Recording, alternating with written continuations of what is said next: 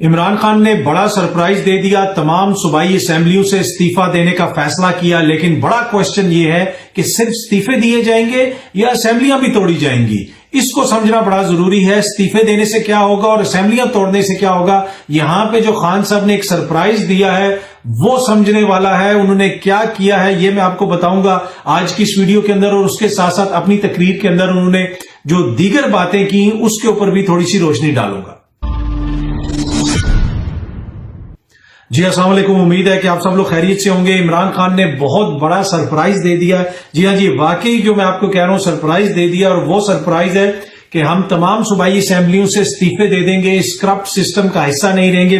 बहुत सारे लोग क्वेश्चन ये पूछ रहे हैं कि जनाब सिर्फ इस्तीफे देंगे या असेंबलियां भी तोड़ेंगे। अगर इलेक्शंस की तरफ जाना है, हुकूमत इलेक्शंस नहीं करवा रही, तो फिर आप तो असेंबलियां तोड़ दें। इस पॉइंट के ऊपर बहुत सारे लोग जो हैं वो इस वक्त कंफ्यूज हैं। लेकिन समझने की चीज ये है कि ये जो सीटें हैं, तमाम सूबाई असेंबलियां हैं जहां पे पीटीआई के लोग हैं, ये तकरीबन 600 से 650 के दरमियान सीटें हैं जहां से वो इस्तीफे देंगे।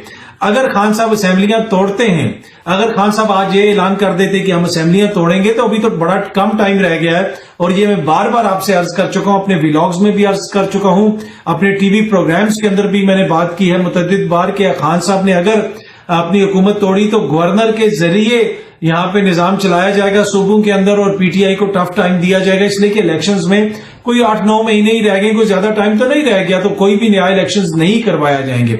लेकिन खान साहब ने असेंबलियां ना तोड़ने का फैसला किया है, बल्कि इस्तीफे देने का फैसला किया। अब इस हवाले से अभी मजीद मुशावरत होगी, लेकिन दोनों सूरतों में क्या सूरत पैदा होगी वो मैं आपको बता रहा हूं।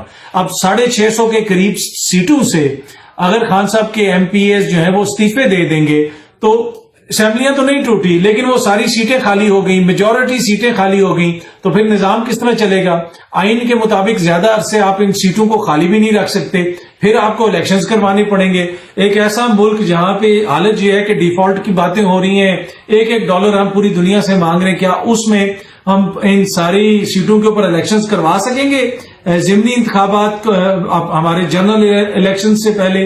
तो ये हुकूमत को फैसला करना पड़ेगा, और हुकूमत के पास दूसरी कोई चॉइस भी नहीं होगी, और उनको इस्तीफा जो है या तो इस्तीफे के बाद इलेक्शंस करवाने पड़ेंगे, या फिर जो है उनको कोई और फैसला करना पड़ेगा, नेशनल इलेक्शंस करवाने पड़ेंगे। तो यहां पे लाके खान साहब ने इनको फंसा दिया है। तो मेरी जाती राय ये है कि मुझे नहीं लगता कि खान साहब असेंबलियां तोड़ेंगे, जो मैं पहले भी कह चुका हूं, वो इस्तीफे देंगे, और इन इस्तीफों की वजह से खान साहब ने बुनियादी तौर पर उनके लिए मुश्किलात खड़ी कर दी। दूसरी तरफ अगर वो असेंबलियां तोड़ देते हैं, असेंबलियां तोड़ने के बाद जो निजाम है वो गवर्नर के पास चला जाएगा, क्योंकि हुकूमत नहीं रहेगी। जब हुकूमत नहीं रहेगी, असेंबलियां नहीं रहेंगी, तो फिर किसी न किसी तरीके से सूबा तो चलाना है, तो वो फिर गवर्नर के जरिए चलाया जाएगा। तो खान ने ये बड़ा सरप्राइज दिया है, जो बार बार कहा जा रहा था कि खान साहब ने आज कोई सरप्राइज देना है, तो ये सरप्राइज है कि उन्होंने इस्तीफे देने का फैसला किया। उन्होंने कहा है कि ये जो करप्ट सिस्टम है, जिस करप्ट सिस्टम के अंदर जो है बड़े लोगों को सहूलतें मिलती हैं, बड़े लोगों के जराइम भी माफ हो जाते हैं, लेकिन आम शख्स के लिए कुछ नहीं है। लिहाजा इस वजह से हमने ये फैसला किया है कि हम इस सिस्टम से बाहर आ रहे हैं। अच्छा, इसके अलावा उन्होंने कुछ और बातें की, इदारों से डायरेक्ट भी बातें की कि मैं इदारों से बातें कर रहा हूं कि सबको आइन और कानून के अंदर किरदार अदा करना पड़ेगा। उन्होंने ये भी कहा कि जनाब वो कौन सा फिरौन था जिसके हवाले से आजम स्वाति ने कोई ट्वीट की तो उसको नंगा करके तशद्दुद किया गया।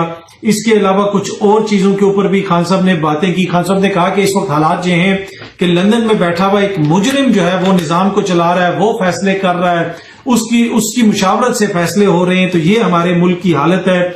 उसके साथ साथ खान साहब के ऊपर होने वाला जो कातलाना हमला था उसके हवाले से एक बड़ी उन्होंने इंपॉर्टेंट डिटेल्स शेयर की हैं, और वो उन्होंने कहा कि जो मौजिम वहां पे एक उनका वर्कर मारा गया था, उस वर्कर को किसी और शख्स ने गोली मारी, और वो जो गोली थी वो बुनियादी तौर पे वो जो शूटर था जिसके जो पकड़ा गया है उसको किसी ने गोली मार के मार देना था, और ये बुनियादी तौर पे केस ही खत्म कर देना था। लेकिन वो गोली हमारे वर्कर को लग गई, और वहां पे एक से ज्यादा लोग थे जिन्होंने मेरे ऊपर हमला किया, जिन्होंने मेरे खिलाफ ये प्लानिंग की, और अपनी कुछ उन्होंने पुरानी वीडियोस वगैरह भी चलाई जिसमें उन्होंने बताया था कि क्या प्लानिंग की गई मुझे मारने की और किस तरीके से ये प्लानिंग की गई। अच्छा, दूसरा उन्होंने फिर ये कहा कि मशरकी पाकिस्तान में क्या हुआ, जो सबसे बड़ी जमात थी उसको उसका हक नहीं दिया गया, اس نے سب سے زیادہ ووٹ لیے اور ابھی بھی اس وقت بھی ملک کے اندر ہماری ایک ایسی جماعت ہے جس کی ہر جگہ پہ پریزنس ہے، اس کو جو ہے ایک طرح سے سائیڈ لائن کیا جا رہا ہے، اس کو دبانے کی کوشش کی جا رہی ہے، اس کا مینڈیٹ نہیں مانا جا رہا، جس کی وجہ سے ملک کے جو حالات ہیں وہ اس نہج پہ جا رہے ہیں کہ جو قطعاً ملک کے لیے بہتر نہیں ہے۔ انہوں نے یہاں تک کہا ادارے کیوں نہیں سیکھتے، مشرقی پاکستان کا ذکر ہے، انہوں نے کہا کہ مشرقی پاکستان سے جب میں آیا ان زمانے میں وہاں پہ کرکٹ کھیلنے گیا ہوا تھا اور اس کے بعد وہاں پہ فوجی آپریشن شروع ہو گیا اور جس طریقے سے جو فوجی آپریشن کیا گیا اس کا جو نتیجہ نکلا وہ بھی ہمارے سامنے ہے۔ تو انہوں نے وہ ایک طرح سے تقابلی جائزہ کیا کہ آج میری جماعت پاپولر ہے لیکن ہمیں سائیڈ لائن کیا جا رہا ہے۔ اسی طرح جس طرح مشرقی پاکستان میں لوگوں نے ووٹ دیا تھا، پاکستان میں جن لوگوں نے میجورٹی میں جس جماعت کو ووٹ دیا تھا اس کا مینڈیٹ نہیں مانا گیا۔ سب ادارے، انہوں نے کہا، میں کہتا ہوں تمام ادارے، عدلیہ بھی اور فوجی اسٹیبلشمنٹ بھی آئین اور قانون کے اندر رہ کے جو ہے وہ کام کریں۔ یہ انہوں نے کہا کہ میں فوج کی بھی بات کر رہا ہوں، عدلیہ کی بھی بات کر رہا ہوں، اور ساتھ ساتھ انہوں نے یہ بھی کہا کہ میں چاہتا ہوں کہ ہماری فوج مضبوط ہو۔ حقیقی آزادی کی جو میری جنگ ہے وہ مضبوط فوج کے بغیر نہیں آ سکتی، نہیں، کبھی بھی ہم حقیقی آزادی حاصل نہیں کر سکتے، یہ سمجھنے کی چیز ہے۔ انہوں نے کہا کہ دیگر مسلمان ممالک کو دیکھیں وہاں پہ کیا حالت ہے، کبھی کس ملک کی فوج آ کے بیٹھ جاتی ہے، کبھی کس ملک کی فوج آ کے بیٹھ جاتی ہے۔ آپ نے اگر حقیقی آزادی حاصل کرنی ہے تو آپ کے ادارے مضبوط ہوں۔ میں فوج اپنی کو مضبوط کرنا چاہتا ہوں، مضبوط رکھنا چاہتا ہوں اور مضبوط فوج دیکھنا چاہتا ہوں۔ اچھا، اس کے ساتھ ساتھ انہوں نے کہا کہ گزشتہ جو 6 مہینے کے دوران ہوا ہے، اعظم سواتی کے ساتھ ہوا، جو جس نے کیا جو کچھ ہوا وہ تاریخ دیکھ بھی رہی ہے اور تاریخ لکھ بھی رہی ہے اور یہ تاریخ میں یاد رکھا جائے گا۔ اور اس وقت جو ملک کے اندر حالات ہیں اور جس طرح کے لوگوں کو ہم پہ مسلط کیا گیا، تو آپ راتوں کو سوتے کیسے ہیں؟ خان صاحب نے بہت ساری باتیں کی، بہت سارے اشارے کیے اور مختلف جو ہے نا طاقتور حلقوں کی جانب بھی انہوں نے اشارہ کیا۔